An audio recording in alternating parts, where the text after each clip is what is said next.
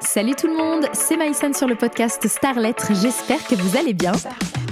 Je vous souhaite la bienvenue pour cette saison 2 du podcast. Je suis très contente de vous retrouver. Au programme, comme d'habitude, des interviews avec toujours des invités issus du milieu du spectacle vivant. Et petite nouveauté, en 2026, vous aurez également des épisodes en solo, je vous en parlerai ultérieurement. Aujourd'hui, je reçois Valentin Lacouture, qui est comédien, chanteur, mais aussi auteur et interprète de son tout premier seul en scène. On aborde ce sujet évidemment dans l'interview. Bienvenue à tous celles et ceux qui nous découvrent aujourd'hui. Merci aux habitués d'être toujours là. Si ce podcast vous plaît, n'hésitez pas à vous y abonner. Et en attendant, je vous souhaite une très belle écoute. Attention, avant de commencer, je tiens à vous informer que cet épisode aborde certains sujets sensibles tels que les violences sexuelles. Cette thématique pouvant heurter la sensibilité de certains publics, je vous invite, en cas de doute, à quitter dès maintenant l'épisode. On se retrouve très bientôt pour les prochains. Et sinon, bonne écoute à toutes et à tous. Et alors Valentin, comment vas-tu ? Très bien, et toi ? Ça va très bien, je suis très contente de t'avoir aujourd'hui. Je suis très content d'être là. Ouais, aussi, merci beaucoup d'avoir vraiment. accepté mon invitation. Avec grand plaisir. Et en plus, je suis hyper contente parce que ça fait... En fait, on a énormément discuté finalement depuis qu'on s'est rencontrés, re-rencontrés. Oui, en tout cas, beaucoup plus parlé. Oui, déjà, c'est ça. c'était cet été, ouais. Ouais, été 2025, on a eu la chance avec Valentin de se voir lors d'une soirée en camping, finalement. Voilà. Mon meilleur endroit. C'est ça. Tu ne peux pas mieux me rencontrer qu'au camping, vraiment. J'allais dire, Valentin a une histoire particulière avec le camping. Ouais. Et puis j'en profite, écoute, on va lancer la pub dès maintenant. Si vous voulez savoir un petit peu plus sur cette passion pour le camping, n'hésitez pas à aller voir Allier.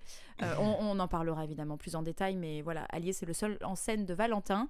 Je le disais d'ailleurs dans l'intro, mais voilà, Valentin a créé son seul en scène. Et c'est un super beau projet. Moi, j'ai eu la chance d'aller le voir, donc faites pareil. N'hésitez pas. Venez. Et voilà, donc justement, Valentin, on va évidemment parler de ton seul en scène.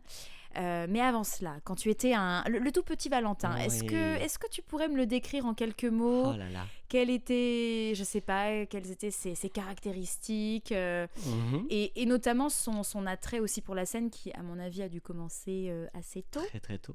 Justement, j'allais me décrire le petit Valentin comme justement celui qui déjà était sur scène en permanence. J'avais pas besoin de scène pour me mettre en spectacle.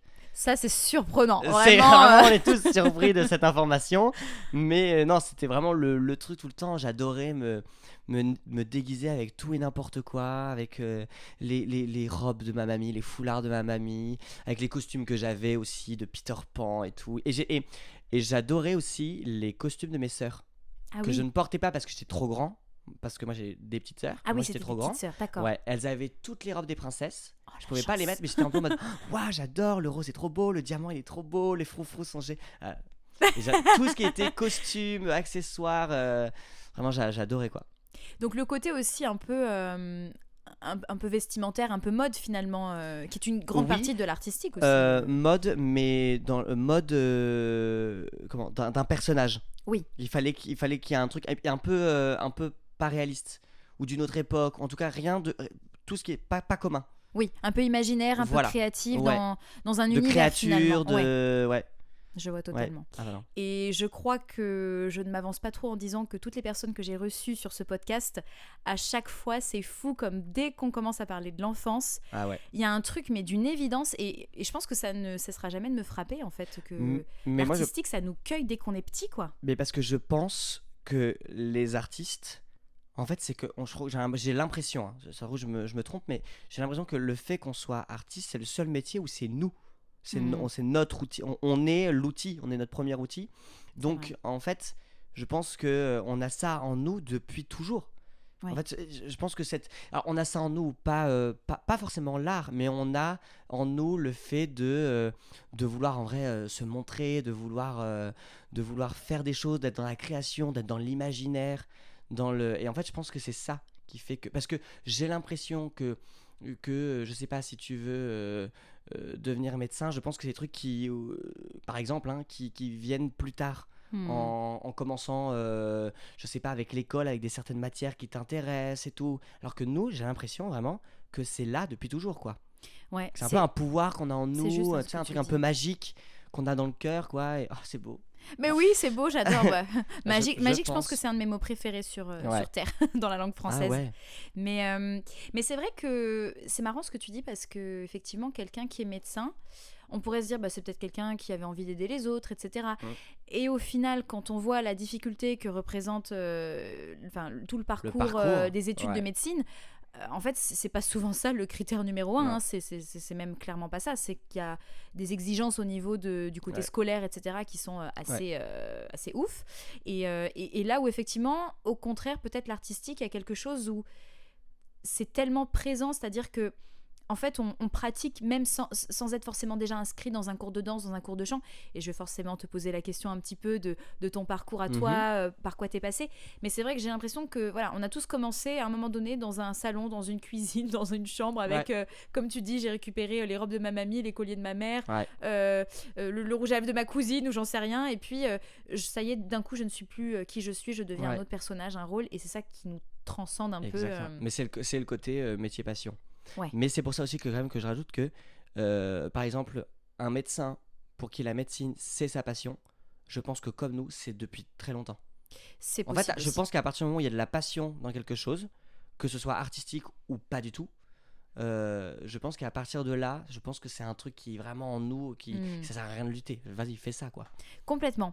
Et ce que je me demande aussi, et d'ailleurs je serais vraiment curieuse d'avoir ton avis là-dessus, est-ce que tu penses que nos passions, notamment pour quelque chose comme l'artistique, qui est quand même un truc assez qui sert aussi à parler de choses importantes, etc., est-ce que tu penses que ça vient de failles qu'on a en nous? Et que si par exemple des personnes n'ont pas les mêmes failles, elles vont pas être de facto attirées par l'artistique? Tu me poses une colle là, tout de suite là.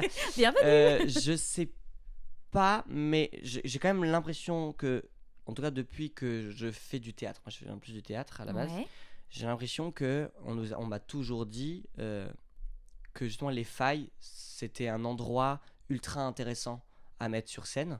Ça veut pas dire qu'il faut arriver avec ses traumas, ça veut pas dire qu'il faut parler de ses traumas, etc. tout le temps, mais j'ai l'impression que nos failles, ce qu'on a vécu, qui nous a forgé et qui a fait de nous ce que nous sommes, j'ai l'impression que c'est un très bon outil à utiliser pour l'art. Donc je pense que les failles sont une sorte de source, en effet, un point de départ, tu vois, de quelque chose. Tu vois, oui, c'est vrai que je me dis, quand j'étais plus jeune et que je me faisais emmerder à l'école, l'endroit où je me sentais le moins vulnérable, c'était quand je chantais sur scène pour le spectacle de fin d'année, quoi. À la vue de tous. À la vue de tous. J'avais l'impression qu'à ce moment-là, quand je chantais ma petite chanson devant les gens qui pouvaient m'emmerder, devant les parents d'élèves, devant tout le monde, j'ai l'impression que là, on ne pouvait rien me faire, que j'étais le roi, que pas parce que j'étais bon, parce que en plus, tu vois, à l'époque, non, tu vois, mais pas parce que j'étais bon, mais parce que juste, il ne pouvait rien m'arriver. C'était une safe space, en fait. Je suis sur scène, personne peut me toucher, personne peut m'avoir. Et aujourd'hui encore, la scène représente ça comme espace. Et aujourd'hui encore. Ouais. C'est ça qui est chouette. Aujourd'hui aussi. encore, ouais. Il y a quelques années, au cours Florent, j'avais écrit une pièce de théâtre sur le théâtre. Et en fait, je disais au tout début qu'on a souvent l'impression que le public est plus fort que les artistes, parce que le public, c'est lui qui décide si c'est bien ou si c'est pas bien, si on applaudit, si on n'applaudit pas, si on crie, voilà, bref. Mais je trouve que l'artiste est beaucoup plus fort parce que l'artiste, il sait ce qui se passe. Il sait ce qui se passe après. Il sait la scène qui arrive, il sait quand ça se termine, il sait quand ça commence. Et que le public, lui, il sait rien de tout ça. Et quand je me suis fait cette révélation, je me suis dit putain, mais oui, c'est vrai, totalement. Donc en fait, quand je suis sur scène encore aujourd'hui, je me sens plus fort que toutes les personnes qui sont en face de moi. Mais c'est dingue parce que, alors je viens de faire une révélation dans mon cerveau. Ouais. Mais tu connais l'expression quand on dit justement quand on va voir une pièce où on sait pas trop et on dit là, j'espère que ce sera pas une prise d'otage. Oui. Le terme est hyper fort en fait. Non, mais prise vraiment, d'otage quoi. Vraiment. Parce que comme tu dis, je pense qu'on est maître en fait quand on est sur scène, on totalement. est maître de quelque chose. Ouais. Alors après. Mais en dehors de la qualité, hein. Voilà, c'est ça. Ça n'a rien à voir avec la qualité. Parce qu'on va se dire, tiens, là, je suis un petit peu peut-être fragile sur certaines choses, c'est tout frais, etc. Mais comme tu dis, il y a ce truc où, non, c'est moi qui commande, quoi. Ouais, c'est moi, c'est ça. Si à un moment j'ai envie de changer mon texte, en vrai, finalement, si j'ai envie de changer mon texte, le public, il sait pas. Donc je suis plus fort. Non, mais je suis forcément plus fort que toi, quoi. Et vraiment, je l'aurais dit, mais ça n'a rien à voir avec la qualité. C'est pas est-ce que t'es bon ou est-ce que t'es pas bon. C'est juste qu'à partir du moment où t'es sur scène, enfin, c'est à partir du moment où je suis sur scène, que je sois en représentation et que ça se passe très bien, et une représentation où ça se passe pas trop bien, où je suis déçu, je me sens quand même plus fort que le public. Ouais, je comprends. Et je pense en plus, on aura l'occasion d'y revenir, mais qu'en ayant eu l'expérience du seul en scène, ça a dû aussi t'apprendre un certain nombre de choses par rapport à ça. Et du coup, dans ton parcours, alors, donc enfant, tu étais passionné, j'imagine, voilà, de spectacles. Est-ce que tu avais des sources un peu d'inspiration, des films, ou je sais pas, ou même des spectacles, des comédies musicales peut-être? Moi, il y a une comédie musicale en fait, en vrai, qui a changé ma vie. Ouais. Alors moi, allez, 1, 2, 3. Je regardais beaucoup de spectacles musicaux. Okay. Donc moi, je suis tombé amoureux de la comédie musicale, du chant, de la danse, du théâtre, quand j'ai regardé Le Roi Soleil. Ok. Moi, c'est Le Roi Soleil qui m'a... Parce que moi, Le Roi Soleil, je crois que quand c'est sorti, je devais avoir 4 ans. Oui, c'est à peu près ça, je pense. Ouais, quand je l'ai vu, j'avais 6 ans. Mm-hmm. Et en fait, Mon Essentiel, la chanson, c'est la première chanson que j'ai chantée devant du public. Mon Essentiel. Okay, qui n'est pas une souris verte ou la Clairefontaine. Là, une vraie chanson. Bien sûr, une vraie chanson. Voilà, c'est la première que j'ai chantée. C'est la première que j'ai appris par cœur sans avoir, pas par le biais de l'école ou de maman c'est moi, j'avais décidé d'apprendre cette chanson. C'est cette chanson que j'ai appris par cœur. Et en fait, elle a fait toute ma scolarité. Dès qu'il y avait un spectacle d'école, il fallait que je la chante. T'as été finalement connu avec cette chanson, quoi. Ah ouais. C'est pour ça que moi j'ai un lien très fort avec Emmanuel Moir. Lui ne le sait pas, mais moi je le sais. Mais moi je le sais. Donc du coup, tu devais être ravi quand c'est revenu finalement. Ah mais moi je suis ravi. Je l'ai pas encore vu. Tu l'as pas encore vu. Évidemment, j'ai peur parce que la magie, je trouve, de la première fois est tellement folle que j'ai pas envie d'arriver avec des attentes. Ce sera jamais la même chose. Voilà. C'est sûr. Mais moi en soi, je suis content. Ça me fait revivre des trucs. Sur l'enfant en moi est super content. Oui, mais t'es pas le seul content. En plus parce que c'est vrai que moi j'étais on a une petite différence d'âge, donc du coup j'étais un peu plus âgée et du coup c'est vrai que je l'ai peut-être pas vu de la même manière qu'effectivement quand on est tout enfant et que c'est par exemple ma sœur que tu connais un petit peu, elle pour le coup c'est Mozart l'opéra rock. Oui, un peu plus tard, oui. Voilà, j'avais une cousine qui avait dû acheter le DVD et puis on avait dû le regarder chez moi quand nos parents étaient absents, voilà. Et on avait, vraiment, je me souviens de ma sœur qui avait accroché, adhéré, le style, les chorégraphies, les chansons, et même encore maintenant, enfin. Je pense que là, voilà, elle serait trop contente de le revoir. Enfin, il y a ce truc ça comme revient, ça qui... Et en plus, c'est ce que j'ai vu ça passer. Revient. Donc, il y a une rumeur qui dit que ça revient. Alors, de toute façon, vu la date à laquelle le podcast sera posté, peut-être qu'on en saura déjà un peu plus. Peut-être qu'on en saura plus. Peut-être que ce sera du coup une évidence à ce moment-là. Mais oui, effectivement, c'est ça aussi qui est chouette, c'est qu'au final, ces spectacles un petit peu... j'allais dire un peu doudou qui nous ont un peu fait découvrir, etc. Parce qu'aussi, on va pas se mentir, mais c'est notre langue maternelle, donc forcément, avant de connaître les grands chefs-d'œuvre de Broadway, on est d'abord passé par Roméo et Juliette, par Notre-Dame de Paris, Les 10 Commandements, etc. Et il y a un petit peu, un petit côté Madeleine de Proust. Quand je suis arrivé au cours Florent et que tout le monde disait ah mais moi je connais Chicago, Wicked, c'est quoi? Je connais pas tout ça. Je connaissais de nom, mais je connaissais pas du tout. Et moi je suis arrivé avec moi je connais Le Roi Soleil, Roméo et Juliette, enfin toutes celles que tu disais. Bah oui. C'est normal. Puis après, petit à petit, on découvre. Et puis là, après, c'est une autre histoire d'amour qui commence. Bien sûr. Mais donc oui, du coup, il y a eu Le Roi Soleil qui a été un peu la source d'inspiration. Révélation, Et tu prenais déjà, tu faisais de la danse, tu faisais du chant, du théâtre. Du théâtre. Je faisais du théâtre. Je crois que c'est même mon papy qui m'a inscrit à mon premier cours de théâtre. Ouais, je crois que il me semble, de ce que si j'ai bien compris, je crois que c'est ma mère qui m'a dit il y a pas longtemps, que un après-midi, une après-midi, on dit une d'ailleurs après-midi. On dit les deux, je crois. On dit les deux? Ouais. Je crois que dans le français un peu plus ancien, on dit un, et que maintenant on dit plus une, mais les deux sont acceptés, il me semble. Enfin bref, c'était l'après-midi. Et petite minute français. Et j'étais chez mes grands-parents, et en fait, je devais sûrement courir dans tous les sens, faire des pestacles et tout. Mon grand-père, je crois, m'a dit bon, allez, hop, on y va. On va l'inscrire au théâtre. C'est génial. Et en fait, c'est mon grand-père qui m'a... mon grand-père qui a fait du foot toute sa vie, je crois, qui suivait l'équipe de foot de sa ville, qui était fan depuis toujours de foot. C'est lui qui m'a amené au théâtre, quoi. Donc c'est encore plus intéressant, finalement. Comment ? C'est d'autant plus intéressant, finalement. Ouais, je crois... Et il me semble que je devais avoir 6 ans. Et en fait, je crois que de mes 6 ans à aujourd'hui, je n'ai jamais arrêté de faire du théâtre.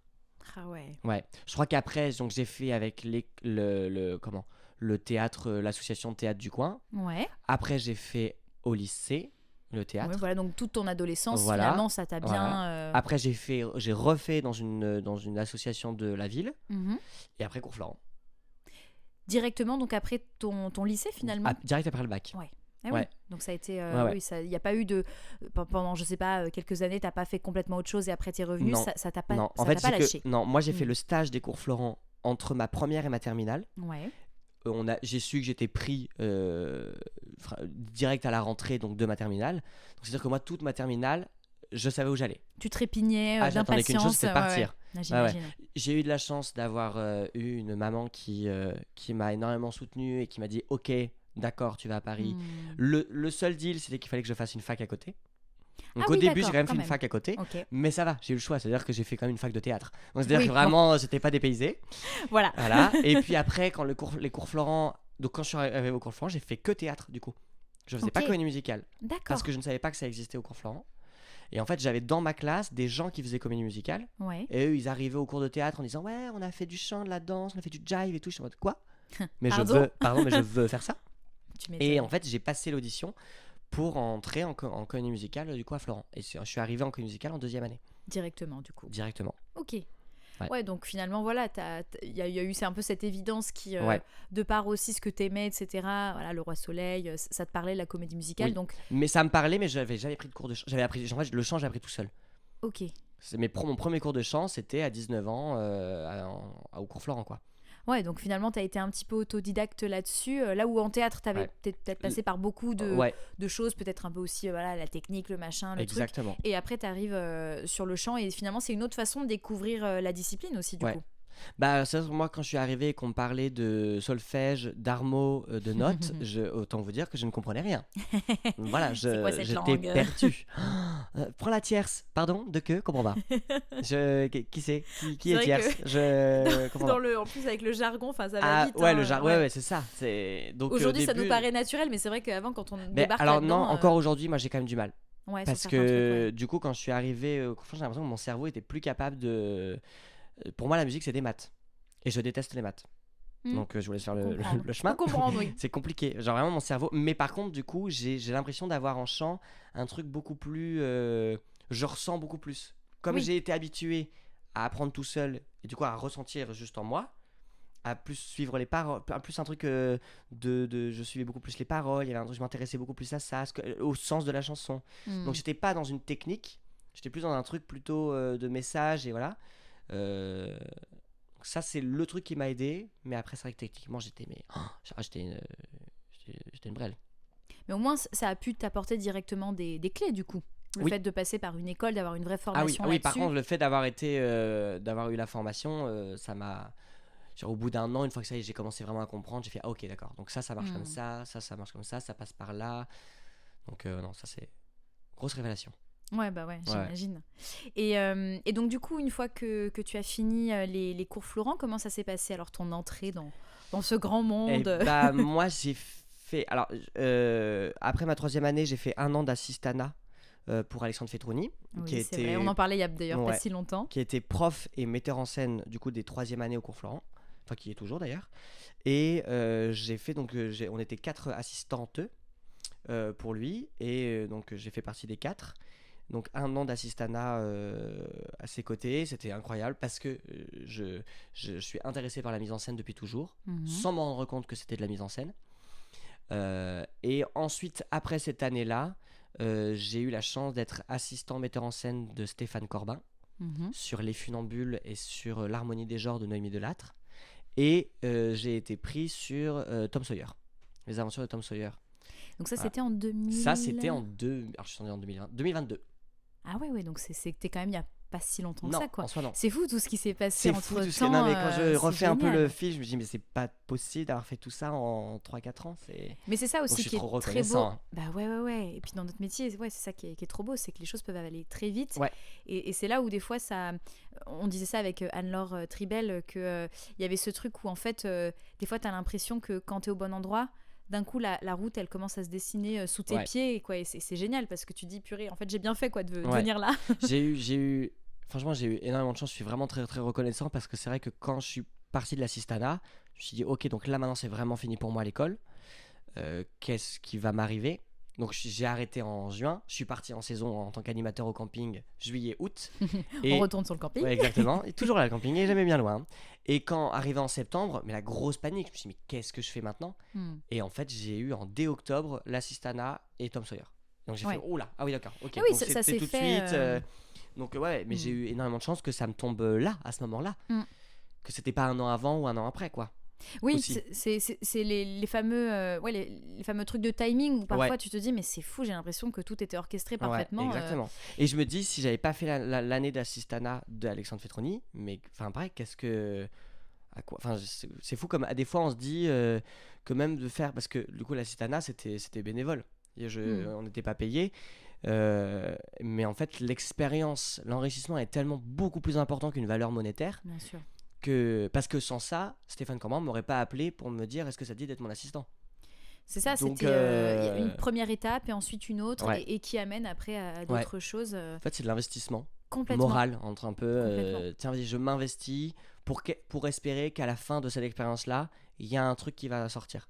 Je suis hyper d'accord avec toi et en plus, c'est vrai que quand on fait des écoles, c'est important aussi d'avoir des expériences en plus de juste les cours qu'on prend, des expériences scéniques. Enfin, là, ce que tu as dit m'a fait penser à... Moi, j'ai fait partie de la compagnie 27 Saville, qui a pas mal tourné, qui tourne peut-être encore d'ailleurs, qui a fait des super beaux spectacles. On a fait Rent, on a fait The Wild Party. On a fait... J'essaie toujours de le prononcer avec le bon accent. C'est pas moi qui vais te juger. Mais c'est vrai que c'était énormément de répétitions en termes d'investissement, en termes d'énergie, de temps. C'était assez énorme. Et j'ai pas du tout de regrets parce que... Parce que c'était bénévole. Oui, totalement. Et en fait, j'ai commencé The Wild Party, c'était pendant ma première année, je crois. Alors, j'avais un peu intégré le truc vraiment rapidement parce qu'ils cherchaient un peu des filles plus danseuses, par exemple, que voilà, ils avaient déjà leur cast complet, c'était juste pour un peu agrémenter, avoir des filles qui pouvaient danser. Donc, j'ai un peu rejoint ce truc-là presque par hasard, une copine qui connaissait, etc. Et derrière, après, on m'a proposé de faire... il y avait plusieurs castes, mais on m'a proposé de faire le rôle de Mimi sur Rent. Et alors, en plus, moi, je connaissais très mal cette comédie musicale-là, donc j'ai tout appris là sur cette année. Et en fait, vraiment, ça nous a demandé un temps, la date a été reportée, etc. Mais je me suis dit, en fait, c'est comme un stage, sauf que là, pour le coup, tu ne payes pas, parce que t'es pas rémunéré, mais tu ne payes rien. Et en fait, tant que tu es en formation, je trouve ça hyper valorisant de faire plein de choses. Il faut savoir mais même, après, même quand tu sors de formation. Bien sûr, quand on sort de formation, ce qui est tout de suite des fois un peu plus complexe dans la mesure où des fois on se dit tiens, travailler bénévolement, oui, non. J'encourage en tout cas les gens quand c'est vraiment dans les premières années à essayer de... Voilà, parce que c'est... Effectivement, comme tu l'as dit, il n'y a pas la valeur monétaire, mais il y a une autre valeur qui est hyper importante. On apprend tellement, on fait des rencontres qui peuvent nous servir pour plus tard. Enfin, c'est... Non, je pense qu'il faut... En fait, puis je trouve que dans notre métier aussi, c'est vrai que c'est toujours stressant parce que voilà, on parle beaucoup d'intermittence, de cachets, d'avoir des cachets, etc. Et des fois, ça fait du bien aussi, je pense, d'avoir des projets où tu as juste à kiffer. Ouais, pour le plaisir. Alors pour ça, il faut avoir une sorte peut-être d'avoir la chance d'avoir la sécurité à côté, de dire je peux me permettre de profiter aussi juste à côté. Mais je pense que au départ, quand t'as même pas encore commencé, t'as quand même encore ce luxe de pouvoir dire ok, en vrai, tant que pour l'instant j'ai pas commencé, autant tout prendre. Bien sûr. Autant prendre tout ce qui passe quoi. C'est le moment en fait. Ah, c'est le moment. Parce qu'effectivement, une fois que tu es engagé dans d'autres contrats, des fois, juste tu n'as pas le temps ou tu es tellement claqué parce que c'est physique, etc., que du coup, tu te reposes quoi, le reste du temps. Donc, je suis carrément d'accord avec toi. Donc, dites oui au projet bénévole. Voilà. Non, mais c'est vrai, il y a peut-être... il y a des super trucs de... Et puis, bénévole ne veut pas dire de mauvaise qualité. Parce que des fois il y a des trucs bénévoles avec des artistes incroyables et des fois il y a juste des gens pour qui être comédien, comédienne, chanteur, chanteuse n'est pas un métier mais pour qui c'est une vraie passion et de voir des gens passionnés, ça fait vraiment plaisir et vraiment ça nous rappelle pourquoi on fait ce métier quoi. Pourquoi on a envie de faire ça, pour juste kiffer sur scène quoi. C'est clair. Donc ça fait du bien de voir des gens comme ça. C'est vraiment un très bon rappel et c'est ça aussi, c'est que peut-être que dans celles et ceux qui nous écoutent, il y a peut-être des étudiants, des étudiantes en comédie musicale, donc c'est vrai que si c'est une question qui se pose, on a l'air d'être assez d'accord sur le fait que oui, il faut multiplier les expériences, surtout quand il y a des choses comme ça qui nous appellent parce qu'on se dit waouh, ça, ce projet a l'air cool. Des opportunités aussi de défendre certains rôles. Enfin bon, avant que Rent se monte dans une production mais parisienne. C'est ça, t'as eu la chance de jouer Rent, t'as joué Mimi. C'était génial. Et puis ça m'a appris beaucoup de choses parce que c'est aussi une façon de faire nos armes, d'aller chercher selon aussi la complexité des personnages. Enfin, ça fait beaucoup travailler. Clairement. Exactement. Donc, c'est hyper intéressant. Et donc du coup, cette expérience d'assistanat à la mise en scène, est-ce que c'était pas un petit peu aussi une première entrée sur le fait de toi-même prendre les rênes d'un projet et donc forcément de ton projet actuel, qui est donc ton seul en scène Allié. C'est Allié et plus si affinité, c'est exactement.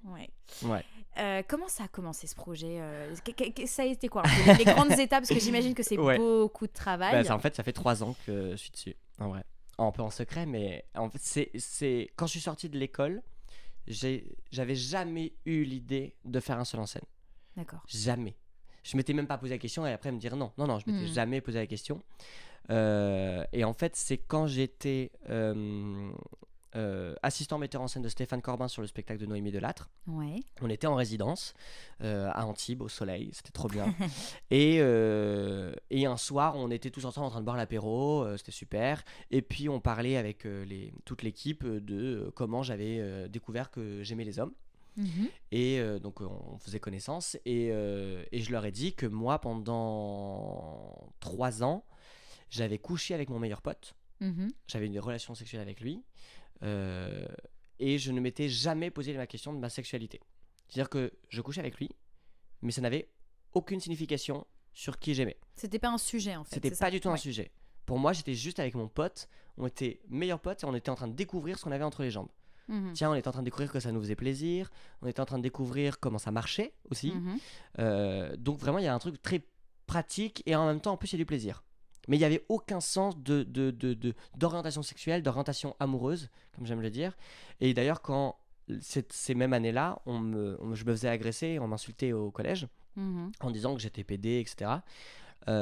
Et que moi, je leur répondais non, que je ne l'étais pas. Mais je ne l'étais pas par défense, pour dire non, je ne l'ai pas, je vous jure, les gars. C'est que pour moi, je ne l'étais pas. Mais d'ailleurs, je tombais amoureux de filles. Oui. Donc vraiment, moi, c'était 2 choses différentes. Ouais. Mais d'ailleurs, quand on me disait PD, je comprenais pas trop ce que c'était. Je savais pas. Et oui, c'est ça. C'est qu'en fait, il y avait un peu un truc de. Ah non, mais moi, même d'ignorance totale. Ah ouais. C'est ça. C'est. Ouais. Je vois ce que tu veux dire. Totalement. Et 3 ans après, donc quand j'ai eu 14 ans, j'ai rencontré un garçon. Je suis tombé amoureux de lui. Et c'est seulement là que je me suis dit, je crois que j'aime bien les garçons. Tiens. Ah là, j'aime bien les garçons. Et au début, je me suis dit, j'aime les garçons aussi. Donc c'était le temps, voilà.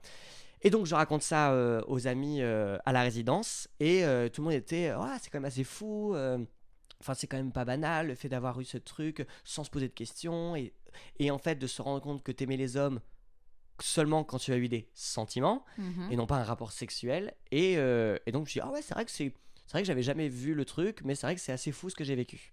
Et dont je suis super fier. Une mise en commun en fait maintenant de ces 2 idées entre guillemets. Exactement, de me dire c'est vrai que dans l'ordre là c'est pas commun. Et le lendemain, donc je vois Noémie sur scène, on est en train de bosser, moi je suis assistant, je la vois bosser et je la vois elle parler de féminisme, de sa vie, de ce qu'elle a vécu, de ses failles aussi comme on disait tout à l'heure, et de raconter son histoire en touchant en fait le public. Et je me suis dit, mais peut-être que dans ce cas, mon histoire peut peut-être aider en fait. Peut-être que mon histoire, elle peut être racontée sur scène. Et à la seconde où je me suis dit ça, je me suis dit c'est bon, c'est sûr, je vais faire ça. Je vais faire un truc seul. Parce qu'à côté, j'écris beaucoup de choses, mais j'écris des choses pour beaucoup de gens. Et donc, forcément, quand tu es à plusieurs, c'est beaucoup plus difficile à monter. Donc là, en fait, je me suis dit, putain, bingo, en plus de ça, je peux faire un truc seul, donc un peu plus rapide que quand tu es 10 sur scène. Oui. Donc, je me suis dit, ça matche bien avec mes envies du moment. Et je prends mon ordinateur, tout de suite, j'écris, mais je pense, 10 pages de sujets que j'ai envie de dire. Alors, j'écris à l'arrache, ça va être des brouillons, et j'écris, tiens, je veux parler de ça. Ensuite, je pense à une metteuse ou un metteur en scène, je pense à 2 amis, je les appelle tout de suite en disant écoutez, je fais pas de choix, je vous prends tous les 2 si vous êtes ok pour partir avec moi. Donc en fait ça s'est fait en 5 minutes, j'avais mon sujet, mes metteuses en scène et moi sur scène. Ouais, Et donc c'était pareil comme une instinctif, évidence finalement. évidence, intuition instinctive, vraiment. J'étais en mode let's go, c'est ça et ce sera ça. Parce que pareil, quand j'ai une idée, je l'ai pas ailleurs, moi. Donc c'est-à-dire que vraiment, quand je suis un peu en mode, quand je suis parti, je suis parti. T'es parti, ouais. Et en fait, on s'est revus après, on a commencé à faire des premiers jets de texte, des premières lectures, et pendant 2 ans, c'était je lisais, je réécrivais, il me faisait des retours, je réécrivais, je refaisais voilà. J'ai fait une première lecture publique devant des amis, donc il et elle étaient 10, mais c'était trop bien. Il et elle m'ont fait des retours et j'ai pu repartir là-dessus. Et ensuite, j'ai passé une audition pour le théâtre Le Bout, donc dans lequel je suis actuellement. Donc l'audition était c'était ma plus grosse audition, puisqu'en fait, j'ai dû faire tout le spectacle devant un public de 50 personnes. Le public, c'était que des amis. Donc ça, c'était vraiment bien. Mais en même temps, c'était flippant de ouf. Ah bah ouais, j'imagine, Voilà. là, en termes de audition, etc. Exactement. Et en fait, j'ai eu l'audition et en fait, elle m'a programmé pour septembre 2025 pour 6 dates. Et là, en fait, je suis reprogrammé pour 20 dates de décembre à mai. Donc Voilà. en plus c'est un beau démarrage parce que c'est vrai que des fois j'imagine que les seuls en scène ça peut prendre aussi plusieurs années avant qu'il y ait comme ça un long enchaînement de dates quoi. Ça peut être quelques dates par-ci, par-là, en tournée, pas forcément à Paris. Là ce qui est génial c'est qu'en plus tu as pu jouer directement à Totalement. Paris quoi. Mais en fait quand j'ai commencé les processus d'audition, à rechercher les théâtres, à commencer à envoyer des mails pour dire voilà j'ai ça à proposer, je me suis dit ok, si ça se trouve, un théâtre va me dire oui. Alors déjà là, ce sera déjà bingo. Mais si ça se trouve, il me dira oui pour 2 dates. Et je les prendrai, ces 2 dates. Enfin, je t'ai dit, ok, 2 dates, mais je fonce. Et après, je me suis dit, il faudra repasser une audition pour un autre théâtre. Enfin, je m'étais dit, voilà. Et là, en fait, on m'a offert 26 dates. C'est génial. Énorme, à Paris, à Pigalle. Enfin, je suis dans un petit cocon. En plus, pour le coup, voilà, non, mais ça en va plus, avec le... Non, mais tout. Genre, le décor est dingue, l'endroit est dingue. La directrice du théâtre, Lisa Chevalier, est formidable. Elle m'accueille bras ouverts. Enfin, je suis extrêmement bien là-bas. Ouais, c'est super. Donc je pouvais pas rêver mieux. Je rêvais même pas la moitié de ça quoi. Tout s'est aligné finalement. Tout s'est aligné. Et alors dans ton spectacle, parce que pour le coup je l'ai vu, donc je peux un petit peu en parler et te poser des questions dessus. Alors déjà il y a quelque chose quand même. Bon, je pense que si vous suivez un petit peu Valentin, si vous voyez un peu même là au son de sa voix, bon Valentin c'est quelqu'un de super énergique, c'est un peu un petit rayon de soleil. Et t'es aussi quelqu'un qui a quand même un sacré sens comique. T'as de la répartie, enfin je veux dire c'est un peu ton rayon quoi ce truc là.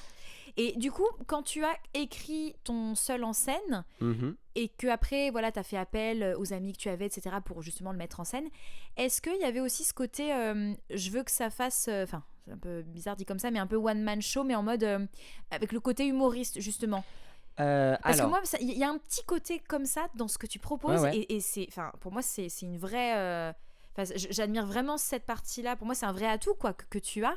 Et c'est vrai qu'en plus, en comédie musicale, je ne sais pas si on s'identifie forcément à cette, on va dire cette catégorie-là d'art du spectacle.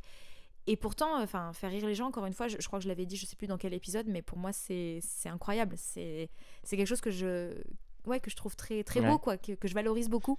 Bah, déjà, merci beaucoup pour tous tes mots gentils. Ce qui était assez fou quand j'ai commencé à écrire, c'est que oui, je voulais un spectacle drôle, mais en soi, je ne savais pas comment faire rire.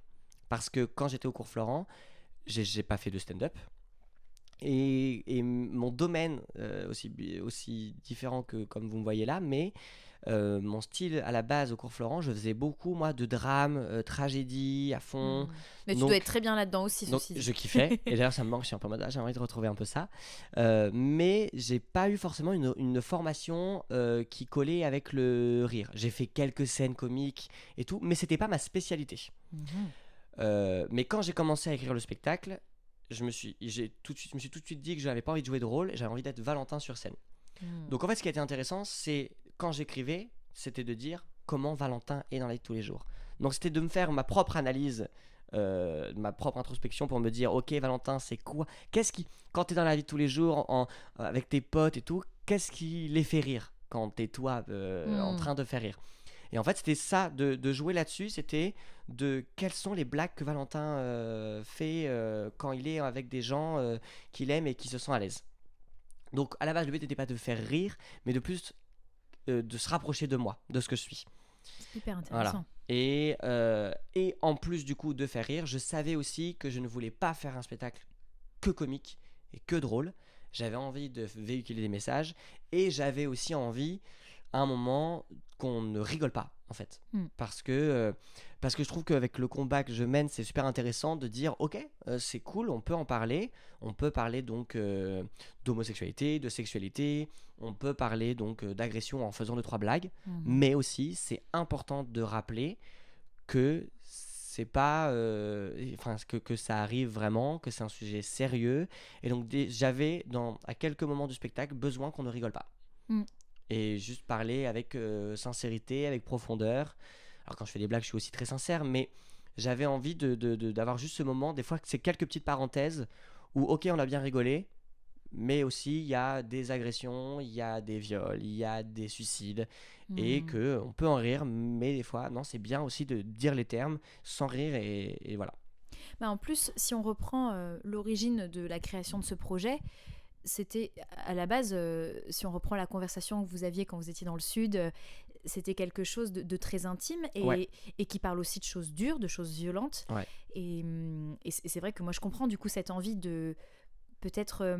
alors c'est un peu la question finalement que j'aurais envie de te poser, c'est que est-ce que ce seul en scène a aussi pour objectif, tu parlais d'un combat que tu mènes, est-ce que c'est aussi une façon de mener ce combat, justement en l'amenant sur scène? Ouais, totalement, parce que c'est vrai que toujours dans cette recherche de qu'est-ce que fait Valentin, qu'est-ce qui fait de moi, et c'est vrai qu'il y a le côté très humoristique, que je suis un petit clown en permanence, que aussi j'aime les émotions, j'aime la profondeur, j'aime parler de sentiments, de ce qu'on ressent, voilà. Et l'autre chose qui fait de moi, c'est mes débats et mes combats que j'ai depuis toujours. C'est-à-dire que moi, je me souviens quand j'étais à table avec mes parents, s'ils me disaient un truc auquel j'étais pas d'accord, j'étais en mode ok, mais pourquoi? C'est-à-dire que j'avais toujours besoin qu'il y ait un débat. J'avais toujours besoin. Alors non, en vrai, j'étais un plus ado à ce moment-là, mais j'avais toujours envie de confronter les idées le but n'était pas de dire que j'avais raison, le but était d'avoir une conversation, d'avoir une discussion. J'avais envie qu'on ait un débat, j'avais envie de comprendre, ok, mais pourquoi tu me dis ça? Est-ce que tu me le dis parce que tu dois le dire? Est-ce que tu me le dis parce que tu le ressens? Est-ce que tu me le dis parce que c'est un besoin, c'est une envie? Enfin, voilà. J'étais tout le temps, toujours en quête de débat. Alors tu peux pas savoir à quel point ça me fait plaisir d'entendre ça, parce que moi j'ai un peu l'impression des fois d'être alors bon, après ça dépend avec qui évidemment, mais d'avoir ce côté un petit peu casse-pied des fois, aller chercher le pourquoi du comment. Totalement, je pense que voilà, t'es aussi peut-être toujours trouver une raison à... Oui, aux choses, et à se poser des questions aussi. Justement, pas qu'une raison. C'est ça qui est intéressant. C'est que, et ça c'est un truc que j'accentue la plupart de ce que je fais là-dedans, c'est que c'est pas forcément des fois des raisons, des fois c'est des désirs, des envies. Donc c'est beaucoup plus émotionnel et sentimental qu'un truc un peu pratico-pratique. Oui, bien sûr. Moi j'ai toujours envie c'est vrai que quand je fais quelque chose, je me pose toujours la question, pourquoi tu le fais? Tu le fais parce que pour de l'argent, pour une question d'emploi du temps, donc un truc un peu factuel, technique, pratique. Et après, je le confronte à c'est quoi tes envies, c'est quoi tes désirs là-dedans. Donc là, on parle du coup beaucoup plus d'émotions et de sentiments. Et je me suis totalement perdu dans ce qu'on disait. Mais non, mais on parlait justement, c'est ça, de confronter les gens et d'aller chercher un peu le pourquoi du comment. Exactement. Parce que c'est vrai que, je sais pas si toi t'es comme ça, mais bon, du coup peut-être que oui. Moi je me pose énormément de questions, mais c'est-à-dire que j'ai un hamster qui trotte dans ma tête tout le temps. tout le qui temps. Tourne dans sa roue en permanence. On parlait d'astrologie tout à l'heure, ça doit être l'ascendant Gémeaux ou Mercure en Gémeaux, je sais pas, mais... Moi je suis Cancer. Hein. Eh ben voilà, oui, donc il y a une sensibilité. Les sentiments, les émotions et les remises en question, ça y va. Bah ouais, forcément, c'est très présent. Et je pense que même dans notre façon, à mon avis, d'appréhender le monde, c'est compliqué. Moi, si on me met un truc comme ça, de but en blanc, sans que je ne puisse finalement questionner, essayer de chercher. Moi, de toute façon, j'ai toujours un peu résumé ma vie en tant que grande idéaliste, mais avec ce truc de quête de sens. Ouais. Et ça peut paraître très, très, très... un peu, enfin voilà, c'est des trucs très existentiels finalement, mais Mais c'est Est-ce, ultra important. mais est-ce qu'on n'est pas un peu là pour ça aussi? Bah si, ouais. Et puis je trouve que le fait de se poser ces questions-là va t'amener à faire des choses que tu as vraiment envie de faire et pas parce qu'on t'a dit qu'il fallait le faire. C'est ça, en fait. C'est En ça. fait, oui. Et Et ouais. Même dans notre bien sûr. esprit critique, Ouais. c'est quelque chose aussi, ça, qu'on apprend quand on grandit. Justement, tu parlais d'adolescence. Tiens, oui, pourquoi? Parce que c'est le moment aussi où on n'a plus envie juste qu'on nous donne des choses à apprendre par cœur comme ça, Ouais. comme un bon petit soldat, et on a un peu aussi envie de penser par nous-mêmes, Mm. surtout en tant qu'artiste. Après, le truc, c'est qu'il y a aussi, je pense que ces questions-là, tu vois, quand tu disais que tu as l'impression d'avoir un hamster qui tourne Mhm. dans la tête, moi, il y a eu des moments quand même où et ça, encore aujourd'hui, ça me peut me porter problème. En fait, c'est lourd aussi, en fait. Ah, mais ça, Parce c'est qu'une sûr. question, on en a une autre, on en a une autre, on en a une autre, tu te souviens même plus de la question de base. Oui, et puis ça peut être sans fin aussi. Et ça peut être sans Mm. fin, et je pense que c'est voué à ce que ce soit sans fin d'ailleurs. Oui, bah, Parce que complètement. évidemment qu'une question amènera à une autre tout le temps. Et donc le tout, c'est de réussir à contrôler ça et de dire, ok, là je m'arrête, c'est bon, j'ai ma réponse. Hmm. Et de pas toujours De donner un toujours cadre. très très loin, Ouais, exactement, de mettre complètement. des limites aussi. Parce que je suis d'accord que moi, des fois, dans ma tête, on est beaucoup trop, quoi. Et ça se bouscule, et vraiment là-dedans, je suis un peu en mode, calmez-vous, les gars. Il y a trop de Valentin Il y a trop de qui se Valentin. parasitent, et voilà. Et du coup, quand j'ai quand même eu l'idée de faire le seul en scène et que bah, j'ai été parasité par évidemment les doutes de que pourquoi tu fais ça, t'es Et oui, il sûr, y a mais, ça aussi, mais t'es ouais. qui pour faire ça, t'es personne et tout. Et à un moment, je fais, ok, la limite, t'as l'idée, t'as eu l'instinct de le faire, et bah fais-le. Donc là, tu vois, là, j'avais mis une limite. J'avais dit, là, arrête de surpenser Mm. et de trop douter, vas-y, fais-le. En fait, c'est ça, c'est que ce que je trouve très intéressant dans ce que tu viens de dire, c'est que oui, on peut se poser des questions sans fin, mais le but d'une question, c'est aussi qu'elle ait du sens. Et on peut aussi se poser des questions sur des choses dont on se fiche complètement, Ouais. mais du coup, ça n'aurait pas d'intérêt. Et c'est là où, comme tu dis, il faut se poser des questions qui vont nous aider, Qui vont avancer. qui vont nous faire Parce avancer. que Voilà. des fois, c'est bien de se remettre en question, mais le but de la remise en question, c'est quand elle te fait avancer. Je suis tellement d'accord. Ok, je me remets en question, mais parce que j'ai envie d'aller une étape supérieure, j'ai envie de faire un step. Si c'est une remise en question pour limite te faire reculer ou te laisser là, non, c'est pas le bon chemin, c'est pas la bonne voie. Mais c'est dur hein, Ça, de c'est hyper savoir. important ce que tu dis. C'est dur de savoir quel est dans la question que tu es en train de te poser, si elle te sert à avancer, reculer ou rester en stand-by. Mm. C'est super dur. Mais après, parce que personne nous a appris à faire ça aussi. Hein. Complètement, oui. Là, on découvre tout ça. Enfin, on parle de développement personnel, de spiritualité. En plus, je sais que nous, c'est un domaine, enfin des domaines qui nous intéressent Ouais. beaucoup. Mais c'est vrai que dans ce que tu dis, oui, il y a ce truc où, en fait, j'ai l'impression que les questions en soi, c'est pas tant le problème, c'est ce qu'on en fait C'est derrière. ce qu'on en fait, ouais. Et la responsabilité de, ok, là, à ce moment-là, si la conclusion, la réponse que j'ai à cette question, c'est ça, qu'est-ce que je fais? Est-ce que je laisse ce truc me mettre à terre? Ou est-ce que quand même, il y a quelque chose qui va me pousser Ouais. à avancer parce que derrière, il y a une bonne raison et qu'encore une fois, on reparle Exactement. de combat et que, bah, typiquement, sur le cas de ton seul en scène, il y avait quand même ce vrai objectif aussi, quand même, de porter quelque chose Ouais. en spectacle. Donc c'est génial déjà d'avoir pu le faire. Et puis, et finalement, c'est un peu une question aussi que je voulais te poser. Le Valentin sur scène, le Valentin artiste, Ouais. c'est un peu le Valentin humain dans la vraie vie. C'est carrément le même. C'est le même. C'est le même. Beaucoup de gens me demandent à quel point tout ce que je dis est vrai. Mhm. Si ce que je raconte dans ce que j'ai vécu est vrai, tout est vrai. Tout ce que je raconte dans le spectacle est vrai. Donc que ça soit dans des trucs factuels que j'ai vécu ou que ce soit dans ma manière de penser, Mhm. tout est vrai. Et la manière dont je suis sur scène, c'est moi. Mais ça a été super intéressant justement parce que avec depuis que je fais du théâtre ou même avec les cours Florent, on nous apprend à être un rôle, un personnage Oui. qui part certes de nous. Hein, le but c'est de partir quand même de ce qu'on ressent nous vraiment pour ensuite jouer Roméo, Hamlet ou autre. Là le but c'était super bizarre quand j'ai commencé à faire mes premiers filages devant mes metteuses en scène. C'est Ileana et Simon qui me disaient non là c'est pas toi. Là tu joues un truc, tu sais pas bien. Ah, c'est Arrête de jouer. intéressant. Et c'était la première fois qu'on me disait arrête de jouer. C'est-à-dire que j'étais sur Oui. scène et on me disait ne joue pas. Mm. Et donc c'était super intéressant. C'était très dur. Au début j'ai vraiment lutté parce qu'on n'avait jamais appris. Hein, En fait c'est d'un coup on me disait Valentin sois toi. Je pense Et que c'est j'étais l'un en des mode- trucs les plus compliqués hein, finalement. C'était super dur. Et maintenant que j'ai l'impression en tout cas d'avoir trouvé, alors, c'est toujours en travail, hein, toujours en mouvement et je vais continuer d'approfondir ça. Mais quand j'ai commencé à trouver le chemin, la liberté que ça m'a offert, et je me rends compte que ça m'aide énormément pour les scènes pour les autres spectacles où je joue un personnage. Ah ouais, donc Ouais. c'est hyper, Ah, c'est ça hyper m'a- utile finalement. Totalement. Ça a été. Comment. Ah, je n'ai plus le mot. Ça a été source de. C'est formateur. Formateur, Ouais. juste ça, formateur. Suffisait juste de le dire. Voilà, formateur. Ouais, c'est bien quand on est deux, on peut rebondir. Oui, comme c'est ça, bien, c'est ce qu'il faut. pratique. Mais, Donc, ouais. mais du coup, ouais, maintenant, c'est moi qui ai perdu ce que je voulais dire. J'étais concentrée sur ce que tu disais. Oui, alors oui, c'est ça, ça y est, j'ai retrouvé. C'est marrant parce que, donc, comme tu fais aussi pas mal de com pour ce spectacle-là, Ouais. et donc moi j'ai vu le spectacle, j'ai vu comment tu es sur scène, et puis pour le coup, comme on a joué sur Madagascar ensemble, bah, j'ai vu aussi d'autres aspects, puis je t'avais vu sur Astérix, je t'avais vu dans d'autres choses. Mais il y a un truc où effectivement, ce qui peut me faire rire dans le spectacle, c'est aussi ce qui me fait rire par exemple dans tes stories Ouais. ou dans les reels que tu publies, etc. Ouais. Donc à chaque fois je suis là, c'est cool parce qu'en fait il y a un truc où on retrouve la même personne, quoi. On retrouve ce qui nous plaît, ce à quoi on s'attache. Ouais. Et puis c'est vrai que tu parlais tout à l'heure de ces moments où on rigole pas.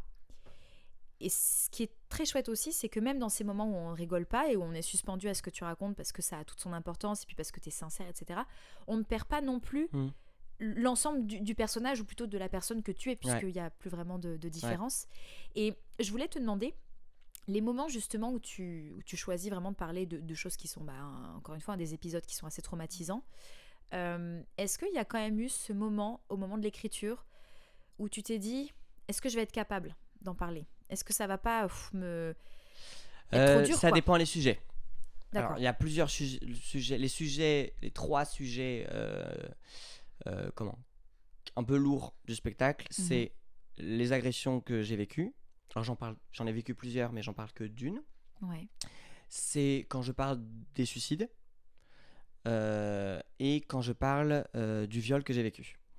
Pour l'agression et les suicides, c'était il y a tellement longtemps, j'ai pu tellement en parler qu'aujourd'hui en parler, c'était un non-sujet. C'était ok, c'est bon, je peux en parler, tout va bien. Ok. Je me permets juste une petite précision, enfin une demande de précision. Oui. Quand tu parles d'agression, on est bien sur des agressions homophobes. Homophobe, oui. Ouais. Oui, c'est que justement, quand j'en ai un tout petit peu parlé tout à l'heure, c'est quand on m'insultait de PD. Voilà. Sauf que, en plus, Je rappelle que voilà, ça représente des agressions homophobes, quoi. Exactement. Et en plus de l'insulte PD, c'est juste qu'il y avait des coups en plus, quoi. Donc c'est des d'autant coups plus et de l'humiliation et ouais. voilà. Donc, mais pour moi, c'était vraiment un non-sujet et je pouvais en parler. D'ailleurs, le texte, tout le passage où je parle de mon agression que j'ai vécue dans un bus, il est là depuis la V1. Alors là, on en est à la V20, donc il y a eu du chemin. Mais dès la V1, il y avait déjà cette agression. Tu savais que t'en parlais. Je savais que j'en parlais. C'était déjà dans mon top 3 des sujets qu'il fallait que je parle. Bien sûr. Ensuite, le suicide est arrivé peu de temps après. Alors, ce qui est différent, c'est que le suicide, je parle pas des pensées suicidaires que j'ai pu avoir quand j'étais plus jeune. Parce que en vrai, j'ai un peu l'impression que ça a été altéré en grandissant. Donc, j'aurais peur de pas vraiment représenter ce que j'ai vraiment vécu. Oui, je comprends ce que tu veux dire. J'aurais peur de vraiment. Voilà, j'aurais peur de pas représenter vraiment ce que j'avais pensé quand j'avais 12 ans et que je pensais à ça. Voilà. Donc, je parle de suicide, mais pas parce que j'ai vécu, mais plus sur le sujet suicide. Et le dernier sujet qui est donc le viol. Le viol est donc sur la V20, le viol, je pense qu'il est arrivé à la V13. Donc, il est arrivé bien plus tard. Ouais. Parce que au début, j'avais juste pas eu l'idée de le mettre dedans. Et en fait, comme dans le spectacle, je détruis un peu tous les clichés de tout le temps, partout, tout le monde. À un moment, j'avais aussi besoin de dire que même au sein de la communauté gay, il y avait des problèmes. Parce que c'est bien beau, je trouve que c'est bien de parler donc, des homophobes donc, et de détruire un peu tout ça. Mais si on parle vraiment de tous les problèmes que des homosexuels peuvent vivre, bien même au sein de la communauté gay, il y a aussi des trucs qui sont pas très très cool. Et donc de parler du viol, sauf que donc le viol il est arrivé beaucoup plus tard et le viol que je raconte, c'est arrivé en 2018-2019, donc beaucoup plus récent. Et donc au début, c'est vrai que quand j'ai commencé à écrire, je me suis dit est-ce que vraiment t'es si prêt à le raconter? Et en fait, je le fais et aujourd'hui, je suis très très content de le raconter parce que déjà c'est thérapeutique. Ouais. Alors je le fais pas pour moi, dans le sens, le but n'est pas que moi Valentin j'aille mieux avec ça, mais je suis prêt maintenant à en parler et est-ce qu'on puisse débattre autour de ça. Et surtout quand j'entends à la fin du spectacle des gens me parler de leur viol, les gens me remercier de parler de ça, je me dis c'est bon, j'ai bien fait. J'ai vraiment bien fait. C'est qu'en fait, tu te rends compte qu'au final, ton histoire, c'est aussi l'histoire d'autres personnes. Ouais. Et d'ailleurs, je fais un petit... c'est pas un disclaimer, mais je rappelle quand même que le viol, c'est un crime, que c'est quelque chose qui malheureusement n'est pas encore assez puni par la loi. Ouais. J'ai pas les chiffres en tête, mais voilà, je pense qu'on sait tous qu'ils sont... Voilà, c'est révoltant. Et c'est aussi pour ça que, j'imagine, tu as cette responsabilité, en tout cas, tu as pris cette responsabilité de te dire... Mon histoire, elle doit pouvoir aussi peut-être faire avancer de manière collective, de tous nous faire avancer là-dessus. Et déjà, je trouve ça très courageux et je tiens à te le dire tant qu'on en parle là. Et c'est vrai que, alors, sur un tout autre sujet, mais je pense beaucoup à mes sœurs, finalement, femmes qui ont vécu peut-être à 100% des micro-agressions, voire des agressions, voire des viols, voire des choses extrêmement traumatisantes, difficiles et violentes. Et c'est vrai que je pense que dans la vie de tout le monde, en fait, ces passages-là, c'est compliqué de s'en relever. C'est des choses, des fois, rien que le fait d'en parler, on se dit, mais... Et je trouve ça mais vraiment admirable de se dire que de choses horribles peuvent naître des choses extraordinaires. Ouais. Et ça montre à quel point finalement on est résilient, et je trouve que les artistes font partie des personnes les plus résilientes qui puissent exister. Et du coup, voilà, merci pour ça et bravo. Et franchement, bravo Valentin, quoi, parce que il y a rien d'autre à dire. À un moment donné, je pense que c'est aussi bien de se rendre compte de tout ce que ça peut représenter au niveau du courage, parce qu'on le voit aussi, il y a des personnes qui encore ont des difficultés à aller porter plainte, ont des difficultés à témoigner, à en parler même aux personnes proches de leur entourage. Ouais. Et voilà, et je trouve ça vraiment, vraiment chouette d'avoir fait ça et d'avoir dit, en fait, on peut, même si c'est des choses qui sont un peu récentes. Et surtout, un truc, pardon, je te coupe, mais le truc qui est pour moi important, c'est on peut avoir vécu des choses traumatisantes comme ça et on peut pardonner. C'est très beau. C'est aussi pour ça que j'avais envie d'en parler. C'est parce que en soi, même si ça reste compliqué aujourd'hui dans ma vie, aujourd'hui dans mes rapports sexuels, par exemple, c'est des choses auxquelles je peux des fois un peu y repenser. Mais j'ai quand même pardonné. J'ai pas pardonné le violeur, mais je me suis pardonné d'avoir vécu ça. Je me suis pardonné de ne pas avoir pu réagir comme finalement je réagirais aujourd'hui, et encore, même ça, on ne sait pas. Et j'avais vraiment besoin de ça. J'avais en fait envie qu'on entende parler de viol sans parler. Alors moi j'ai pas porté plainte, j'ai pas voulu aller vers la justice, j'ai pas voulu aller vers des gens qui peuvent représenter une sorte d'administration, d'autorité, etc. Et dans le spectacle, je n'en parle pas. Le but n'était pas de dire voilà, donc en effet on peut aller porter plainte et tout. En effet, on peut aller porter plainte, mais c'était pas le sujet auquel j'avais envie d'aborder. Moi, j'avais envie d'aborder le viol par ce qu'il m'a fait vivre plus tard.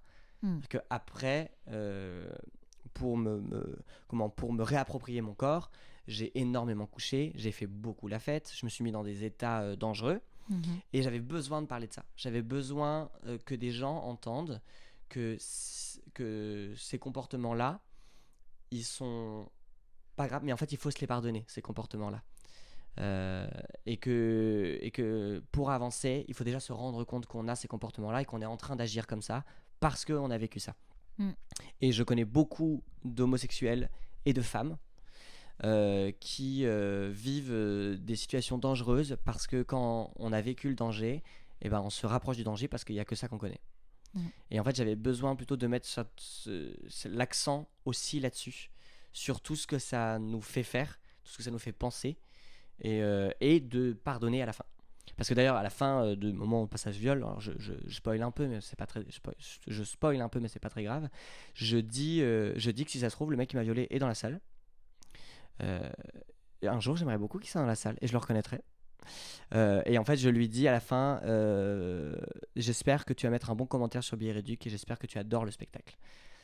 Et en fait ça c'est juste dire c'est bon, regarde, parce que grâce à toi j'en parle sur scène, pas grâce à toi je suis sur scène, mais en tout cas grâce à toi j'en parle. Et non, faut pas dire ça comme ça. Non, mais je comprends l'idée. Tu vois ce que je veux dire, c'est que c'est pas grâce, mais tu as voulu m'enterrer, tu as voulu me faire du mal, et sache que cette douleur là, moi j'en fais une force aujourd'hui. Donc pas merci, c'est exactement ça. Pas merci, mais 3 petits points. Oui, c'est hyper intéressant ce que tu dis. À titre personnel, effectivement, au plus j'avance dans ma vie et au plus je me rends compte que la notion de pardon, elle est essentielle parce qu'en fait, je me dis que sans ça, déjà, on peut pas forcément bien vivre avec soi. Alors, on peut effectivement ne pas bien vivre avec les autres, mais j'ai envie de dire d'abord avec soi, c'est compliqué. Et après, le pardon, ça peut prendre plusieurs formes. Il y a des personnes qui pardonnent l'autre, il y a des personnes qui se pardonnent elles-mêmes. On peut pardonner les deux. On peut choisir aussi quand pardonner, sous quelle... alors, peut-être pas sous quelles conditions, mais il y a des personnes qui ne ressentent pas ce besoin de pardonner parce qu'elles sentent que la personne en face n'a aucun remords, par exemple.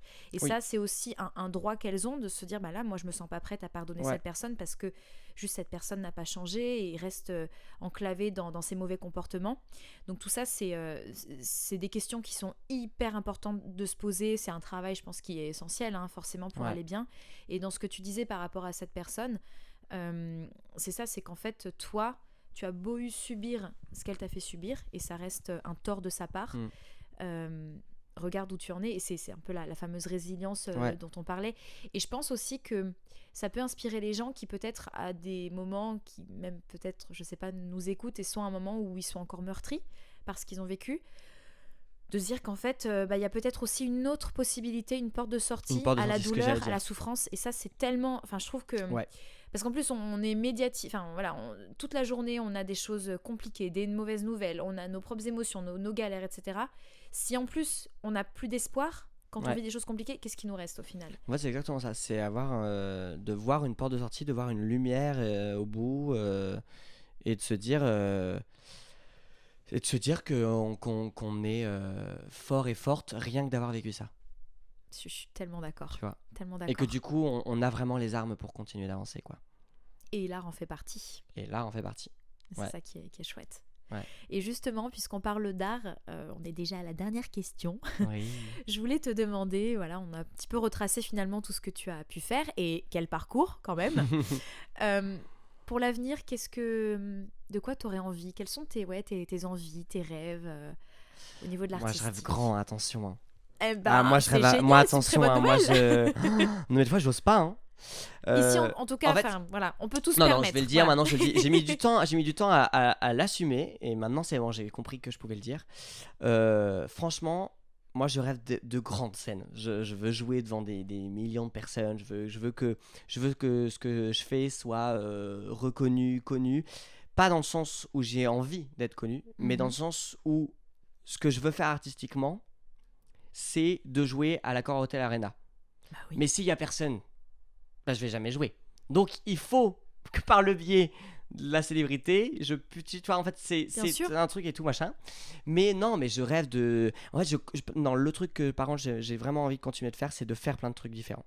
Je veux continuer de mettre en scène, je veux continuer de chanter, je veux continuer de jouer, je veux continuer de danser, je veux continuer d'assister, je veux continuer de faire apprendre, je veux continuer de rire, je veux rester dans cette pluridisciplinarité. On l'avait. Ouais. Je veux continuer à être pluriel. Mais oui, mais c'est ça, c'est être pluriel et aussi des choses qui ont de plus en plus d'ampleur finalement, avec comme tu disais les grandes scènes. Ouais. Parce que je veux aller le plus. Enfin, je suis un peu un éternel insatisfait. Alors il va falloir que je me calme parce que c'est bien aussi d'être satisfait de ce qu'on a, évidemment. Après, sinon, ça serait rentrer dans un autre débat. Mais en fait, c'est que je préfère aussi un peu, c'est viser la lune pour attirer dans les étoiles. En fait, c'est exactement ça. Je vise l'Arena pour si au moins je tombe dans un zénith, ce sera déjà pas mal. Voilà, on va dire ça. Et peut-être que tu feras l'Arena. Et peut-être que je ferai l'Arena. On sait pas, en toute façon. Si un jour je fais l'Arena, on ressort ce podcast. Ah bah évidemment. Évidemment. Tu te rappelles quand tu m'avais dit en 2026 Voilà, exactement. Et bah voilà, tu y es. Ah mais je vais tout faire pour le faire. Hein, donc voilà, on a bien fait de... Voilà, on manifeste et on attend de voir ce qui va se passer. Ouais. Bah écoute, merci beaucoup Valentin pour cette interview. C'était trop bien. Oh, je suis trop contente que ça j'ai passé un t'ait trop plu. bon moment. Eh ben écoute, moment très agréable pour moi aussi. On se retrouve bientôt, les auditeurs et auditrices de Starlettre. Et puis encore une fois, merci Valentin et merci, à bientôt tout le monde. Bisous. Ciao, ciao. C'est tout pour nous aujourd'hui. Je vous remercie d'avoir suivi cet épisode. Si ces thématiques vous ont plu, vous pouvez retrouver le compte Starlettre sur Instagram. Vous avez plein de billets autour de ces différents sujets, donc n'hésitez pas à aller y faire un tour. On se retrouve ici le mois prochain pour un nouvel épisode. Prenez soin de vous et à bientôt.